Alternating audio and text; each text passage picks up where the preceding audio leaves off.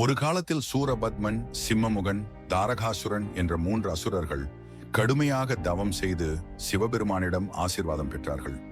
அந்த ஆசியின் சக்தியை தவறாக பயன்படுத்தி தேவர்களையும் உலக மக்களையும் மிகவும் துன்புறுத்த ஆரம்பித்தார்கள். இதை தாங்க முடியாமல் தேவர்கள் சிவபெருமானிடம் சென்று உதவி கேட்டனர். அப்போது சிவபெருமான் கூறினார், என்னோட பிள்ளைதான் இந்த அசுரர்களை அழிக்க முடியும் என்றார். ஆனால் சிவன் அப்போது தீவிரமான தியானத்தில் இருந்தார்.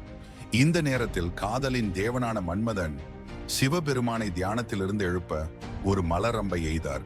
சிவபெருமான் கோபத்தில் தனது 3வது கண்ணால் மன்மதனை சாம்பலாக்கினார். ஆனாலும் சிவனுக்குள் எழுந்த சுடரொளியை அக்கினி தேவன் எடுத்தார். அதை கங்கை தேவி எடுத்து பெற்று சரவண பொய்கை என்ற ஒரு புனித நீர்நிலையிலே விட்டார். அங்கே 6 தாமரைகள் இருந்து 6 குழந்தைகள் தோன்றினார்கள். அந்த குழந்தைகளை கார்த்திகை பெண்கள் வளர்த்தார்கள். பிறகு பார்வதி தேவி அவர்களை ஒன்றுபடுத்தி ஒரு அழகான பிள்ளையாக ஆக்கினார். அவனுக்கு 6 முகங்கள் இருந்ததால் அவனை ஷண்முகன் என்றும் முருகன் என்றும் அழைத்தனர். பார்வதி தேவி அவருக்கு ஒரு வேல் கொடுத்தார். அதனால் முருகன் அறிவும் சக்தியும் பெற்றார். பிறகு முருகன் தேவர்களின் தலைவனாகி சூரபத்மனை எதிர்த்து ஒரு பெரிய யுத்தத்தில் வென்றார். கடைசியில் சூரபத்மன் மன்னிப்பு கேட்டார். முருகன் அவரை மயிலாகவும் சேவலாகவும் மாற்றினார். மயில் வாகனமாகவும் சேவல் தனது கொடியிலே இருந்தது.